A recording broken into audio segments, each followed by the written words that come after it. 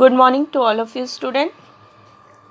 Securities market operation की first unit का हमारा लास्ट टॉपिक चल रहा है कॉरपोरेट सिक्योरिटीज़, राइट।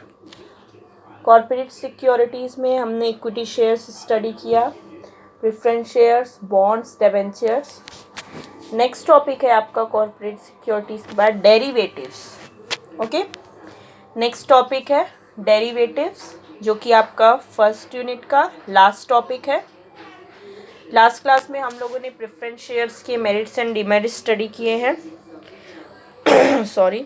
आज की प्रेजेंट क्लास में हम लोग फर्स्ट यूनिट का हमारा लास्ट टॉपिक जो है डेरिवेटिव्स वो स्टडी करेंगे।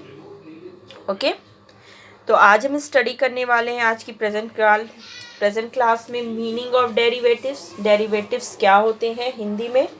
व्युत्पन्न प्रतिभूतियाँ। हिंदी में डेरिवेटिव्स का है व्युत्पन्न प्रतिभूतियाँ। और इसके टाइप्स क्या क्या हैं, कितनी प्रकार की होती हैं व्युत्पन्न प्रतिभूतियाँ, आज हम लोग स्टडी करेंगे। Okay, so let's start the class. सबसे पहले हम लोग स्टार्ट करते हैं डेरिवेटिव सिक्योरिटीज़ क्या होती है। What do you mean by derivatives? व्युत्पन्न प्रतिभूतियाँ क्या होती हैं?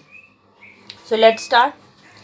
Derivative securities are financial instruments whose value depends on basic variables. Derivative securities जो व्युत्पन्न प्रतिभूतियाँ होती हैं वो एक तरह की फिनेंशियल इंस्ट्रूमेंट होती हैं, ठीक है, मीन्स वित्तीय प्रपत्र होती हैं। Whose value depends on basic variables, जिनकी जो वैल्यू, जिनका जो मूल्य होता है वो डिपेंड करता है कुछ वेरिएबल्स पर, ठीक है।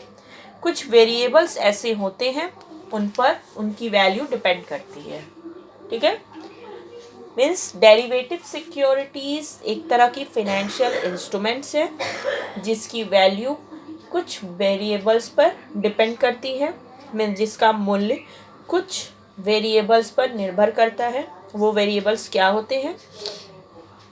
The variables can be assets such as stocks, bonds, currencies, interest rates, market indices and goods.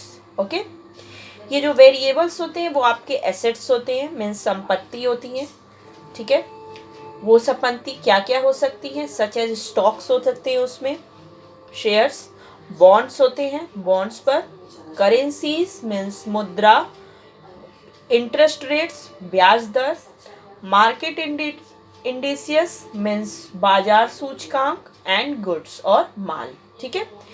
तो डेरिवेटिव सिक्योरिटीज व्युत्पन्न प्रतिभूतियाँ एक तरह की फिनेंशियल इंस्ट्रूमेंट होती हैं जिनकी जो वैल्यू, जिनका मूल्य वेरिएबल्स पर डिपेंड करता है। वो वेरिएबल्स आपका एसेट्स होता है, मीन्स कंपनी की संपत्तियां होती हैं, जिसमें आपका क्या क्या संपत्ति आ सकती है? जिसमें आपका स्टॉक्स आ सकता है, shares, bonds, currencies, interest rates and goods. ये सारी चीज़ों पर इनका मूल्य, डेरिवेटिव सिक्योरिटीज़ का मूल्य जो प्राइस होता है वो बेस्ड होता है, डिपेंड करता है। Okay, The main purpose of using derivatives is to consider and minimize risk.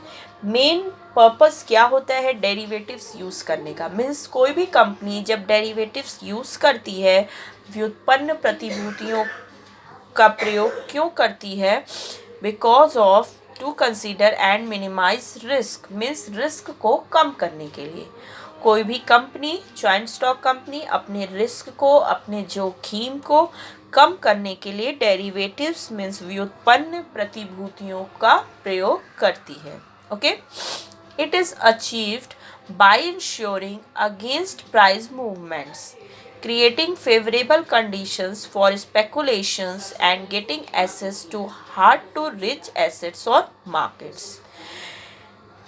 Derivatives जो होती हैं वो प्राइस मूवमेंट्स मीन्स जो हमारे मार्केट में जो फ्लक्चुएशंस होते हैं, अप डाउन होते हैं, ठीक है, उस पर ये डिपेंड करती हैं।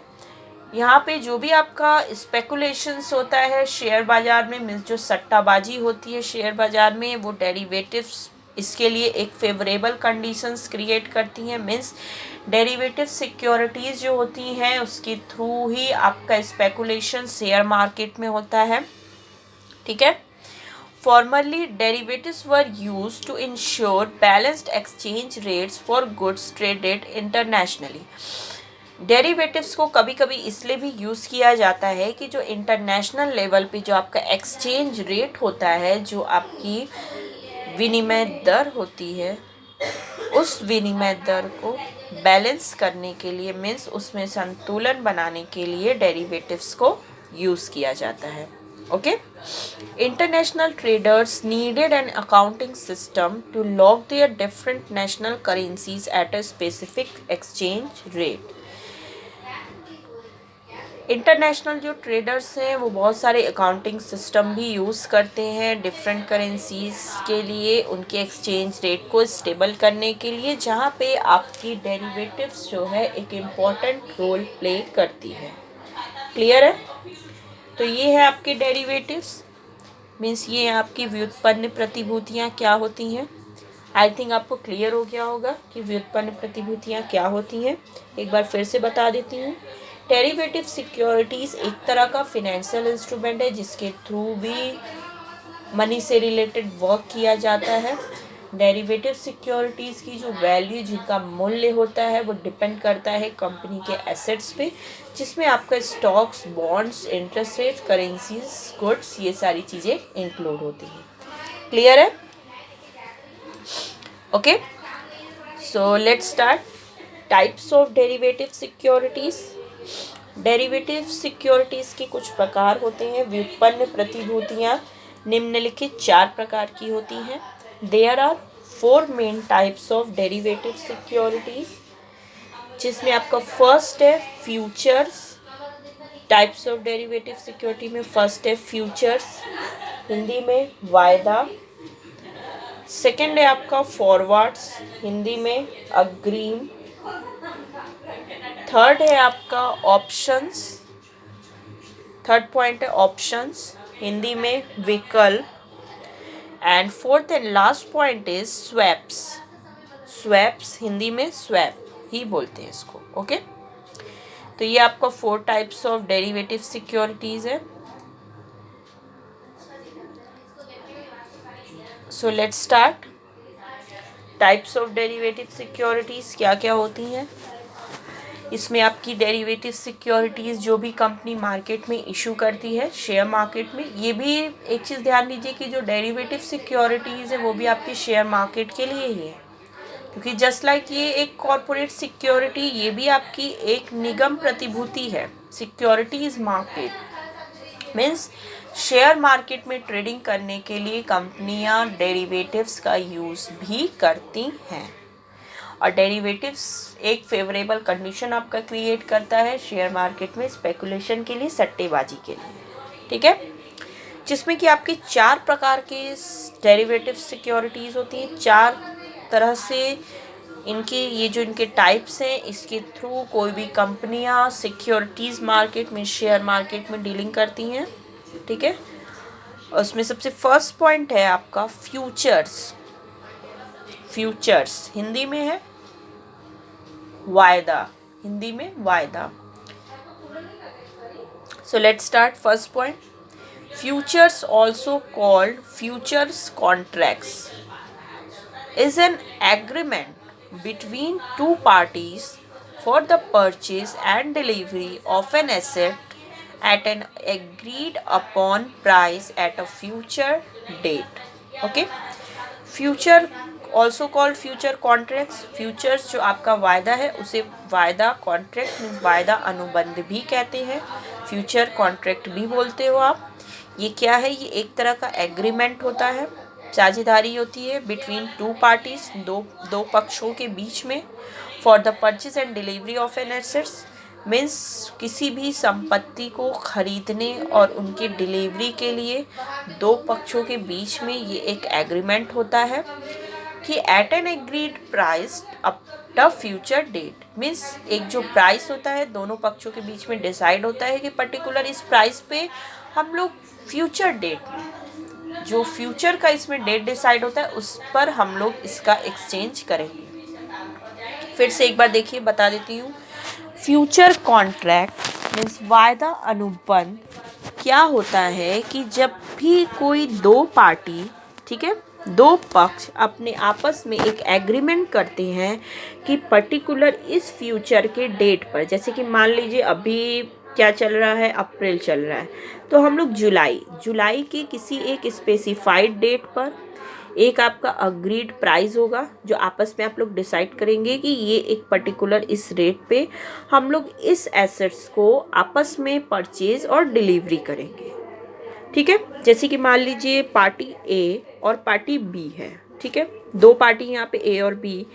तो ए के पास एसेट्स है, जो भी हो सकता है इसमें आपका स्टॉक्स, बॉन्ड्स, करेंसीज, कुछ भी एसेट्स हो सकते हैं। ए के पास एसेट्स है और बी और ए के बीच में एक एग्रीमेंट होता है, आपस में दोनों एक साझेदारी करते हैं कि पर्टिकुलर हम लोग जुलाई अगस्त के इस डेट पर बी बोलता है कि ए से वो उस पर्टिकुलर एसेट्स को खरीदेगा फॉर द परचेज करेगा, और ए बोलता है बी से कि आपको मैं ये एसेट्स आपको इस फ्यूचर डेट पे मैं आपको डिलीवर करूँगा, मीन्स आपको ये एसेट्स मैं सेल कर दूँगा। ठीक है, दोनों के बीच में एक एग्रीमेंट होता है कि फ्यूचर के इस डेट पर हम लोग एसेट्स को आपस में एक्सचेंज करेंगे, जिसका प्राइस भी आपका अभी ही डिसाइड होता है। ठीक है, जब आप अग्रीमेंट करते हो तो उसका प्राइस भी अभी डिसाइड होता है, फ्यूचर में प्राइस नहीं डिसाइड होता है। ठीक है, अभी उसका एक अग्रीड प्राइस की पर्टिकुलर इस रेट पे हम लोग इस डेट पर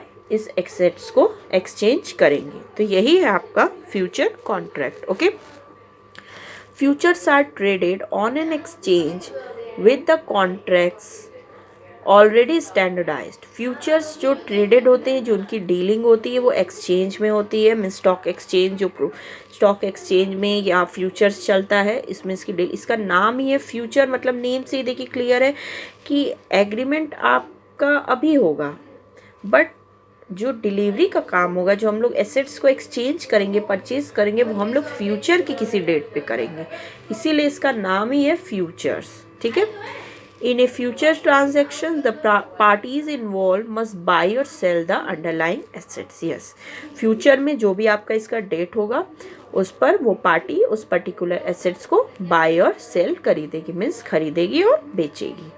तो यही आपका फ्यूचर ट्रांजैक्शन है। ठीक है, कि फ्यूचर में आप पर्टिकुलर इस डेट पर इस रेट पर इस एसेट्स को हम लोग एक्सचेंज करेंगे आपस में दो पार्टी, इसी को हम लोग बोलते हैं फ्यूचर कॉन्ट्रैक्ट, मीन्स वायदा अनुबंध। क्लियर है? नेक्स्ट आ जाइए, सेकेंड टाइप है आपका इसमें फॉरवर्ड्स।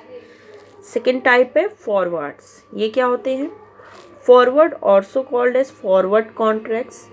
फॉरवर्ड को भी फॉरवर्ड कॉन्ट्रैक्ट बोलते हैं, हिंदी में अग्रीम, और सिमिलर टू फ्यूचर्स, ये भी कुछ कुछ तरह का फ्यूचर जैसा ही होता है, but do not trade on an exchange, only retailing. ठीक है, when creating a forward contract the buyer and seller must determine the terms, size and settlement process for the derivative। ठीक है, देखिए फॉरवर्ड कॉन्ट्रैक्ट जो है वो भी आपका एक तरह से फ्यूचर की तरह ही है, बट इसमें डिफरेंस क्या है कि ये exchange, but do not trade on an exchange only retailing, ये एक्सचेंज नहीं किया जाता है, मीन्स ये आपका एक्सचेंज मार्केट में ये एक्सचेंज आप एसेट्स नहीं करते हो, सिर्फ इसकी एक तरह से रिटेलिंग होती है। ठीक है, when creating a forward contract the buyer and seller must determine the terms, size and settlement process for the derivative। जब भी कोई फॉरवर्ड कॉन्ट्रैक्ट क्रिएट किया जाता है बायर और सेलर दो पक्ष के बीच में, तो वो लोग क्या डिसाइड करते हैं कि क्या टर्म्स होंगे, क्या साइज होंगे और क्या सेटलमेंट प्रोसेस होगी उस पर्टिकुलर डेरिवेटिव की। ठीक है, ये दो पक्ष जो बायर और सेलर है वो फॉरवर्ड कॉन्ट्रैक्ट में आपस में डिसाइड करते हैं कि जो भी हम लोग डेरिवेटिव्स एक्सचेंज करेंगे उसकी क्या टर्म्स होगी, क्या साइज होगी और क्या सेटलमेंट प्रोसेस होगा। Another difference from future is the risk for both sellers and buyers. Futures जो है बायर और सेलर्स के लिए एक तरह से रिस्की होता है। ठीक है, क्योंकि ये फ्यूचर में हम लोग फॉरवर्ड जो कॉन्ट्रैक्ट है आपका वो बायर और सेलर मीन्स क्रेता और विक्रेता दोनों के लिए ही जोखिम है, इसमें दोनों के लिए रिस्की है। कैसे? The risk arise when one party becomes insolvent and the other party may not be able to protect its right and as a result loses the value of its position। इसमें risk क्या है कि जब भी कोई risk तब arise होता है जब एक पार्टी इसमें बैंकरप्ट हो जाए या इंसॉल्वेंट हो जाए, दिवालिया हो जाती है, तो अदर पार्टी है वो भी एबल नहीं होती कि वो अपने अधिकारों को, अपने राइट को प्रोटेक्ट कर पाए। तो इसका एज अ रिजल्ट क्या होता है? Loss is the value of its position. जो भी एसेट्स का पोजीशन होता है वो यहाँ पर लॉस हो जाता है। क्लियर है? तो ये था आपका second time forwards. So let's start. तो फॉरवर्ड एक तरह से आपका देखिए फ्यूचर कॉन्ट्रैक्ट की तरह ही है। इसमें अंतर क्या है कि ये एक्सचेंज यहाँ पे नहीं की जाती, सिर्फ एक तरह की रिटेलिंग की जाती है। यहाँ पे जो भी आपकी टर्म, साइज, सेटलमेंट प्रोसेस सारे डेरिवेटिव्स के डिसाइड हो जाते हैं और वो बायर सेलर्स इसको अपना खरीदते और बेचते रहते हैं। यहाँ पे रिस्क होता है दोनों ही क्रेता और विक्रेता के लिए, बायर सेलर्स के लिए। क्यों? जस्ट बिकॉज क्योंकि अगर एक पार्टी इंसॉल्वेंट हो जाती है तो दूसरी पार्टी भी अपने अधिकारों, अपने राइट को प्रोटेक्ट यहाँ पर नहीं कर पाती। As a result loss is the value of its position, और फिर उसके पोजीशन को यहाँ पर हानि होती है। क्लियर है? थर्ड टाइप आइए। थर्ड टाइप है आपका options. Okay, third type of derivative है आपका ऑप्शंस, हिंदी में विकल्प, हिंदी में विकल्प। Okay, so let's start. Third point, options. Options और options contracts are similar to a futures contract as it involves the purchase or sale of an assets between two parties at a predetermined date in the future for a specific price। देखिए, जो option contract है, जो आपका विकल्प अनुबंध है, ये भी एक तरह से सिमिलर ही है, ये भी फ्यूचर कॉन्ट्रैक्ट के ही तरह होता है। मीन्स जो विकल्प अनुबंध है ये भी आपका एक तरह से वायदा अनुबंध की तरह ही होता है। इसमें भी क्या होता है, क्योंकि इसमें भी परचेज एंड सेल होता है दो पार्टी के बीच में, बिटवीन टू पार्टीज, दो पक्षों के बीच में सेल एंड परचेज होता है एसेट्स का।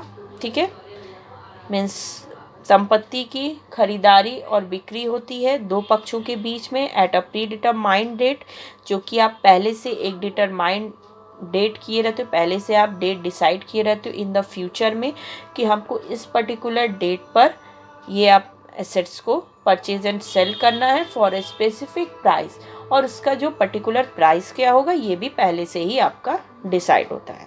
तो ये एक तरह से सिमिलर है आपका फ्यूचर कॉन्ट्रैक्ट्स। डिफरेंस क्या है इसमें?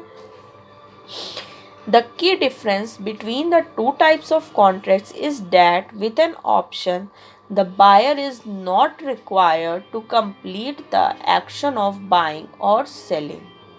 ठीक है, डिफरेंस क्या है इसमें? फिर से देखिए, the key difference between the two types of contract is that with an option the buyer is not required to complete the action of buying और सेलिंग।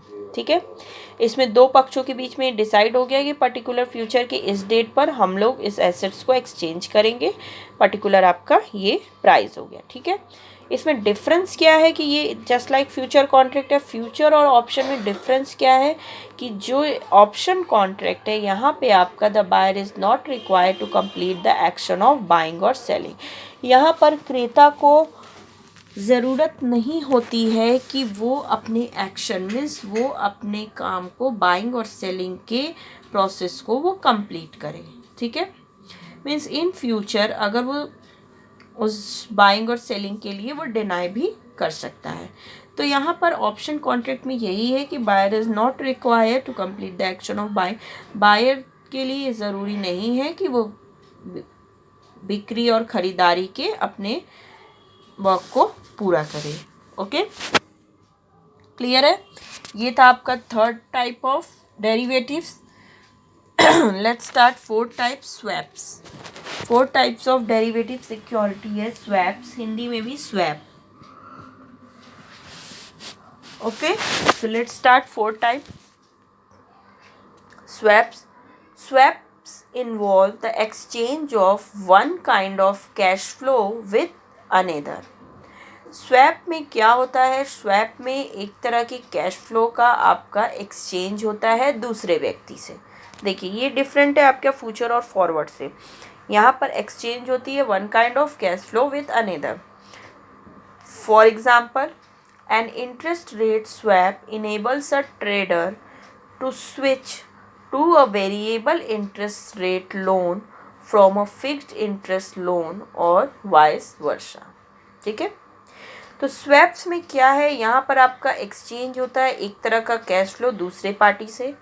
जैसे कि एग्जांपल के थ्रू इंटरेस्ट रेट स्वैप अगर आप कर रहे हो, means ब्याज दर स्वैप आपने ये सेलेक्ट किया है ऑप्शन, और आप इंटरेस्ट रेट को स्वैप के थ्रू डीलिंग करना चाहते हो, तो यहाँ पर क्या होता है दो पक्षों, दो पार्टीज़ के बीच में कि वो ईजिली स्विच कर सकते हैं वेरिएबल इंटरेस्ट रेट लोन जो आपका है, आप फिक्स्ड इंटरेस्ट लोन से उसको आप स्विच कर सकते हो. जैसे कि इसको ऐसे समझिए, मान लीजिए दो पार्टी हैं ए और बी, तो ए के पास फिक्स्ड इंटरेस्ट रेट लोन है. ठीक है, फिक्स्ड इंटरेस्ट लोन में निश्चित ब्याज दर उसके पास लोन है, और वो एक्सचेंज करना चाहता है किसी दूसरी पार्टी से, अपने इंटरेस्ट रेट को स्वैप करना चाहता है. तो वो स्वैप ऑप्शन को सिलेक्ट करता है जिसमें कि ईजिली जो ए है वो बी से, बी के पास वेरिएबल इंटरेस्ट रेट लोन है और ए के पास फिक्स्ड इंटरेस्ट लोन है. तो ईजिली जो ए है वो अपने फिक्स्ड इंटरेस्ट रेट लोन को बी के वेरिएबल इंटरेस्ट रेट लोन से ईजिली वो एक्सचेंज कर सकता है थ्रू स्वैप. स्वैप्स के थ्रू आप इंटरेस्ट रेट को ईजिली एक्सचेंज कर सकते हो दो पार्टीज़ के बीच में. स्वैप्स के थ्रू आपका ट्रेडिंग यही होती है, इंटरेस्ट रेट की ट्रेडिंग. यहाँ पर आप इजीली अपने इंटरेस्ट रेट को एक्सचेंज कर सकते हो. ओके, क्लियर है? तो ये था आपका 4 टाइप ऑफ डेरिवेटिव सिक्योरिटीज़. तो ये आपका हो गया types of derivative securities, meaning of derivative securities, ये कंप्लीट हो गया. नेक्स्ट क्लास में हम लोग इसके मेरिट्स एंड डीमेरिट्स स्टडी करेंगे. ओके स्टूडेंट, सो आज की क्लास यहीं पे हम लोग ओवर करते हैं. नेक्स्ट क्लास में नेक्स्ट स्टार्ट करेंगे. Okay, so the class is over.